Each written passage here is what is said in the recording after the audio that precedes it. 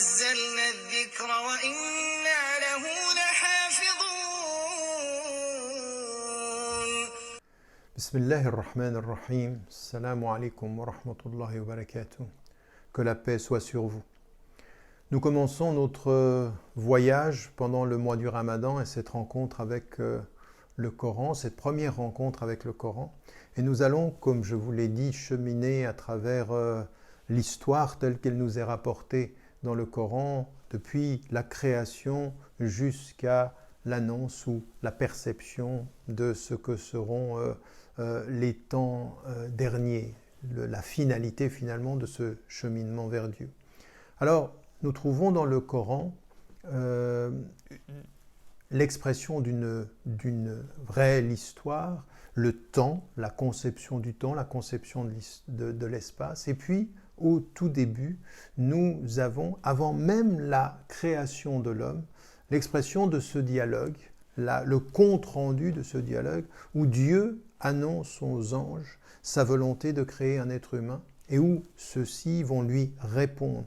Et dans ce dialogue, qui est un dialogue qui précède la création, de pré-création, eh bien, il y a des enseignements qui sont importants pour nous, des enseignements sur lesquels il faut s'arrêter pour comprendre la façon dont nous sommes conçus et dans la façon dont nous allons interagir entre êtres humains, mais également avec l'univers.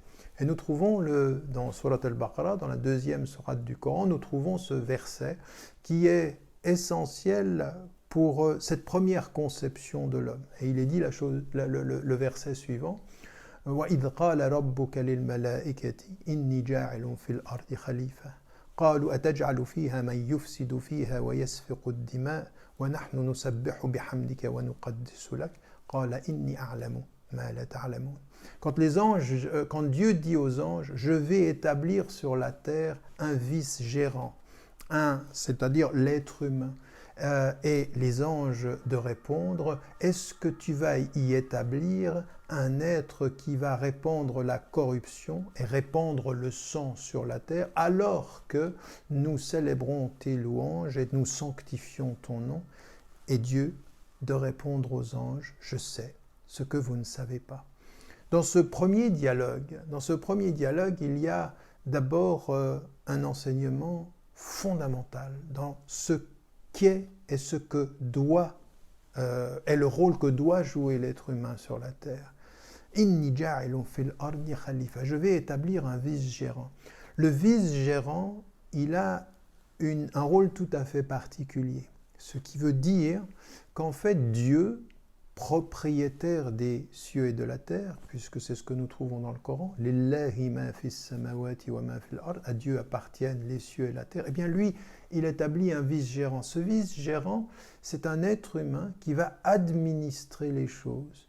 Et administrer les choses comme le gérant d'un magasin, comme le gérant d'une propriété, en sachant que rien ne lui appartient, mais il est responsable de tout l'entretien. Il est responsable de l'entretien. En d'autres termes, Dieu met sur la terre un homme qui devra rendre des comptes de sa gestion. De quelle gestion? Eh bien, de sa gestion humaine, de lui vis-à-vis de lui-même, parce que si Dieu crée un homme, cet homme-là est le vice-gérant de son propre être. En d'autres termes, de ton corps, tu devras rendre compte. L'as-tu bien traité? As-tu bien traité ton intelligence? As-tu bien traité ce qui te constitue? Mais de la même façon, as-tu bien traité la nature qui t'entoure? As-tu bien traité les animaux? As-tu agi selon les principes qui t'ont été donnés au moment où tu avais la gestion de cet environnement? La gestion de toi-même, comme la gestion de l'environnement, comme la gestion des relations avec les êtres humains. Et donc on s'aperçoit tout de suite que la vice-gérance renvoie à la responsabilité de gérer et la connaissance des règles de la gestion.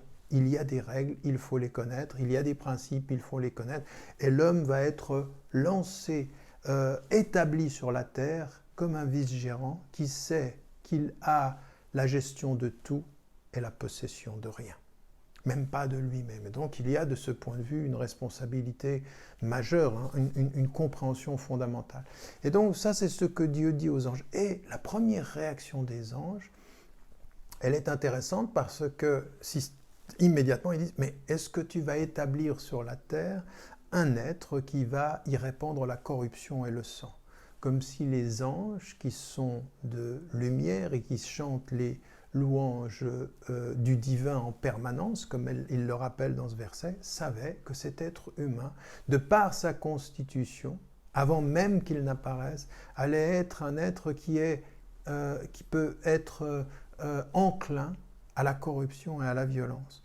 Et donc, de ce point de vue, il y a une reconnaissance de la part des anges du statut de l'homme. Il y a dans l'être humain la capacité du meilleur, puisque Dieu le choisit comme gérant, et il y a la capacité du pire, puisque les anges savent qu'il va y répandre la corruption et le sang. Et donc ici, on a un enseignement essentiel pour nous, de savoir justement ce que l'homme peut être et ses capacités à faire le mieux et à sa capacité à être entraîné au pire. L'enseignement qui apparaît également dans ce verset est tout à fait intéressant, c'est que au moment où Dieu annonce aux anges, les anges questionnent. Et c'est une réalité importante là dans le Coran, c'est que même les anges veulent comprendre. Et la foi, ce n'est pas la foi qui reçoit sans question, c'est la foi qui questionne et accepte. C'est pas la même chose. C'est pas la même chose. L'être humain, de par sa nature, est créé pour questionner. Les anges, eux qui chantent les louanges, ne voient en aucune façon leur questionnement comme un manquement de foi. Non.